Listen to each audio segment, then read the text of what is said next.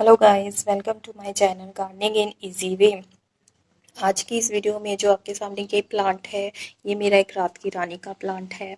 और जो मेरी इस वीडियो का टॉपिक है वो यही है कि आप इस प्लांट की कटिंग को कैसे बड़े इजी वे से, इजी मेथड से लगाएं कि जो आपकी कटिंग्स हैं वो सक्सेसफुल हों, कोई भी आपकी कटिंग अनसक्सेसफुल ना जाए।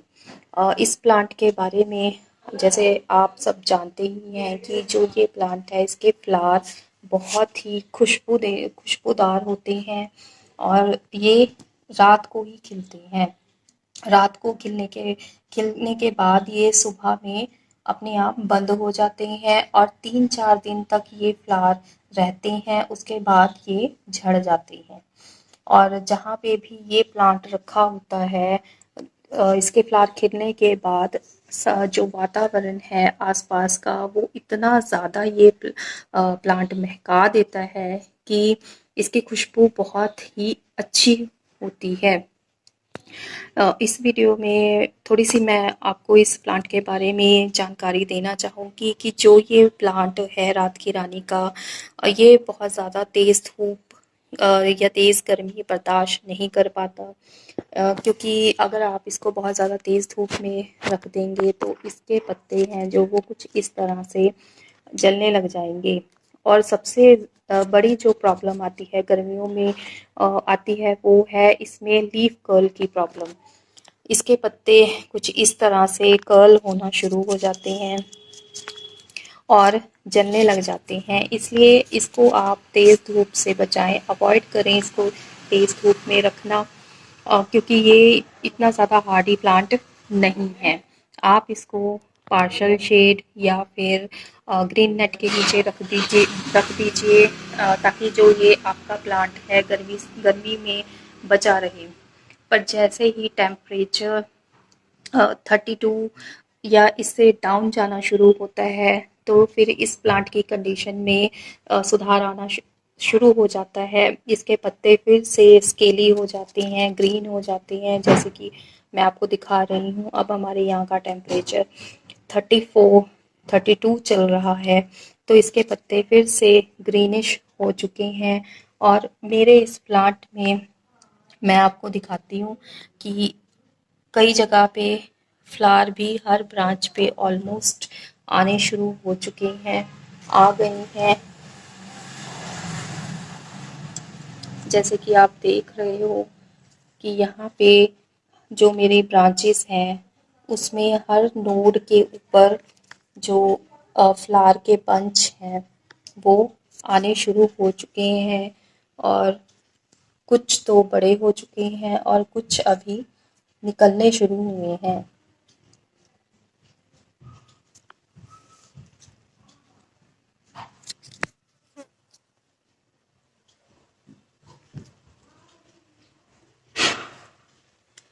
तो बस इस प्लांट की केयर इतनी सी है कि ये जो प्लांट है ये बहुत ज़्यादा तेज़ धूप या ज़्यादा ठंड को बर्दाश्त नहीं कर पाता, इसलिए हमें इसको तेज़ गर्मी और तेज़ ठंड, ज़्यादा ठंड से हमें इसे बचाना होता है। और अब बात करें इसकी कटिंग की, तो कटिंग मैं ऑलमोस्ट इसकी सितंबर या अक्टूबर में लगाती हूँ। बट मैंने अभी 15 दिन पहले अपनी एक कटिंग को लगाया था, तो जो मेरी सक्सेसफुल हो चुकी है। ये मेरी 15 दिन पुरानी एक कटिंग है, आप देख सकते हो। और जो इसके नीचे जो ये दो कटिंग्स लगी हुई हैं, इनको मैंने अभी 5 दिन पहले लगाया है, जिनमें से मेरी एक कटिंग तो सक्सेसफुल हो चुकी है और दूसरी कटिंग का हाल कुछ ऐसा है। पर मैं इसको अभी रिमूव नहीं करूँगी क्योंकि अभी ये मेरी कटिंग पूरी तरह सूखी नहीं है। तो इस कटिंग को दिखाने का जो मेरा मेन मोटिव था वो यही था कि जब जब आपकी कटिंग सरवाइव कर जाए, जैसे कि मेरी कटिंग कर चुकी है, तो आप इसको पार्शल शेड में शिफ्ट कर दीजिए। अब इसके बाद आप इसकी किसी भी तरह की कटिंग ले सकते हो, हार्डवुड कटिंग भी ले सकते हो, इसकी सॉफ्ट स्टेम कटिंग भी ले सकते हो। जैसे ये वाले ब्रांच में आपको दिखाती हूँ। इसमें जो ये इसकी ब्रांच है ये थोड़ी सी हार्ड हो चुकी है, तो इसको आप मैं आपको हार्डवुड स्टेम लगाना सिखाऊंगी और दूसरी मैं आपको सॉफ्ट स्टेम की कटिंग लगाना बताऊंगी। जैसे कि आप देख रहे हो ये थोड़ी सी थिक हो चुकी है, डार्क ग्रीन कलर की हो चुकी है, और जो दूसरी है वो सारी ब्रांचेस अभी इस तरह की हैं, सॉफ्ट स्टेम। तो सबसे पहले जो आपको कटिंग लेनी है वो इस तरह की हार्डवुड कटिंग लीजिए, क्योंकि मैं तो दोनों तरह की ही कटिंग लगा लेती हूँ, सॉफ्ट भी और हार्ड भी। तो जो बिगिनर्स हैं, जो पहली बार ये कटिंग लगा रही हैं, तो बस उनको कुछ एक बातों का ध्यान रखना होगा। वो बातें ये हैं कि कोई भी आप कटिंग ले रही हैं, जैसे कि ये, तो हमेशा ही उसको यहाँ से आपको 4 या 5 इंच की कटिंग लेनी है। 4 या 5 इंच की कटिंग को लेके आप ऐसे 45 के एंगल पे कट कर दीजिए। ये कुछ इस तरह की कटिंग है, आपको क्लियरली दिख रहा होगा। ये 45 के एंगल पे कट की हुई कटिंग है, और उसके बाद आपको इसके ऊपर के सारे पत्ते रिमूव कर देने हैं। सिर्फ टिप के पत्तों को छोड़ के आपने सारे पत्तों को रिमूव करना है। इसमें तो ऑलरेडी टिप पे ही पत्ते हैं, इसलिए मैं इसको रिमूव नहीं कर रही। बाकी एक मैं आपको सॉफ्ट कटिंग भी लेकर दिखाती हूँ। जैसे ये ब्रांच है, सभी ब्रांचेस पे तो फ्लावर आए हुए हैं, इसलिए मैं ये नहीं ले रही। मैं इस ब्रांच को सेलेक्ट कर रही हूँ, जो मेरी ये वाली ब्रांच है। ये मेरी सॉफ्ट ब्रांच है। आप इसे सिलेक्ट कीजिए और इसके भी एज इट इज ही 45 के एंगल पे आप इसको कट कर लीजिए।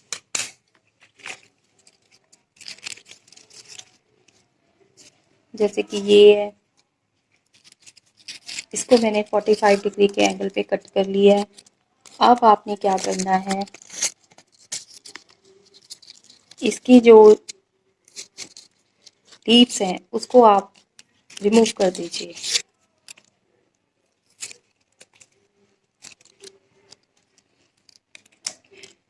इसके लिए लीव्स को रिमूव करने का बेसिक रीज़न यही होता है कि जब भी हम कटिंग लगाते हैं तो उस कटिंग को अगर हम उसके लीफ रिमूव नहीं करते तो जो भी न्यूट्रिशन है वो सारा वो लीफ ले लेते हैं, और हमारी कटिंग है जो वो सक्सेसफुल होने के चांसेस कम हो जाते हैं। इसलिए हमें कुछ इस तरह इसके टिप के, जो आप टिप देख रहे हो, टिप को छोड़ के बाकी सारे जो हमारे लीफ हैं उनको रिमूव कर देना है।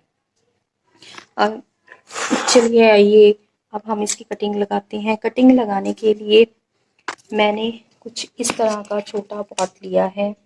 आप चाहें तो पॉली बैग या फिर किसी और पॉट में भी कटिंग को लगा सकते हैं।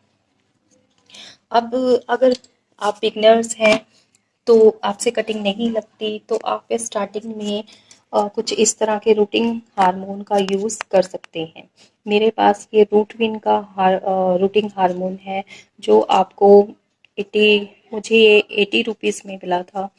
तो आप भी कुछ इस तरह के रूटिंग हार्मोन का यूज़ कीजिए, तो आपकी कटिंग भी ख़राब नहीं होगी। इसके ख़राब होने का बेसिक रीज़न यही होता है कि जब आप कटिंग लगाते हैं तो उसमें फंगस लग जाती है, जिसकी वजह से हमारी कटिंग्स फेल हो जाती हैं।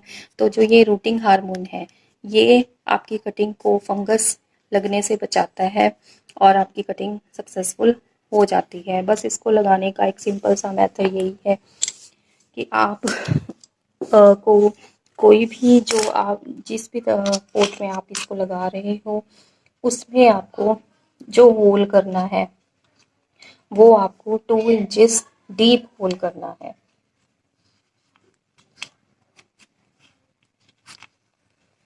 जैसे आप देख सकते हो ये 2 इंचेस डीप होल मैंने कर लिया है। और एक होल मैं और कर लेती हूँ क्योंकि मैंने 2 कटिंग्स को लगाना है। कुछ इस तरह के 2 मैंने होल कर लिए हैं। अब आपने क्या करना है, सबसे पहले मैं आपको सॉफ्ट कटिंग लगाना बता रही हूँ।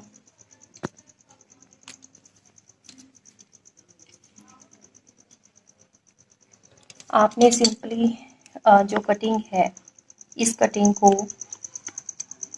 रूटिंग हार्मोन में डिप करना है और फिर इसको जस्ट थोड़ा सा टैप कर दीजिए कुछ इस तरह। फिर उसके बाद आपको जो ये कटिंग है इसको इंसर्ट करना है इस होल होल में। और इंसर्ट करने के बाद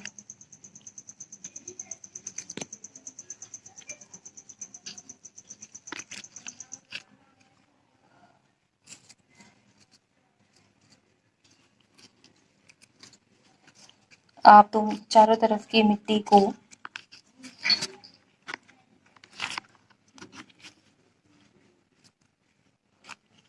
प्रेस कर दीजिए।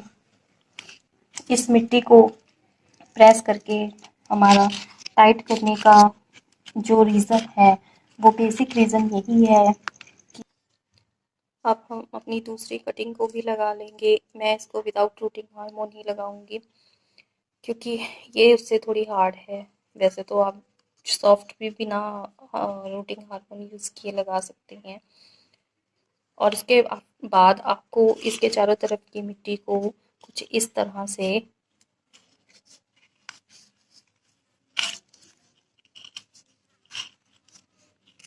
प्रेस करना है। इस मिट्टी को प्रेस करने का बेसिक रीज़न यही होता है कि जो आपकी कटिंग है वो हिले नहीं, क्योंकि कटिंग के अनसक्सेसफुल होने का सबसे बड़ा रीज़न यही है कि अगर लगाने के बाद आपकी कटिंग हिल जाती है तो वो कभी सक्सेसफुल नहीं होगी। अब कटिंग लगाने के बाद आप इसको एक बारी में वाटर दे दीजिए। वाटर देने के बाद जो आपने कुछ एक बातों का ध्यान रखना है वो यही है कि जब तक आपकी कटिंग सरवाइव नहीं करती तब तक आपको इसको शेड में ही रखना है। और जब आपको लगे कि आपकी कटिंग सरवाइव करना शुरू हो चुकी है तो आप इसको पार्शल शेड में शिफ्ट कर दीजिए। मैंने स्टार्टिंग में ही आपको अपनी दूसरी कटिंग्स दिखाई थी। अब एक बार फिर से दिखा देती हूँ कि जैसे मेरी ये कटिंग सरवाइव कर चुकी है तो इनको अब मैं पार्शल शेड में शिफ्ट कर दूँगी, क्योंकि अब इनको पार्शल शेड में शिफ्ट करने का रीज़न यही है कि जो इनकी ग्रोथ है वो अच्छी हो सके।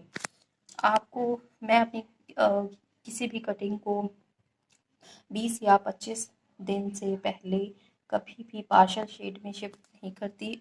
जो ये फॉर्मूला है ये सिर्फ रात की रानी पे ही अप्लाई होता है। बाकी प्लांट के प्लांट के ऊपर डिपेंड करता है कि आप किस प्लांट की कटिंग लगा रहे हो और उसको सर्वाइव होने के लिए कितने दिन लगते हैं, आपको उतना टाइम पीरियड उसको देना पड़ेगा।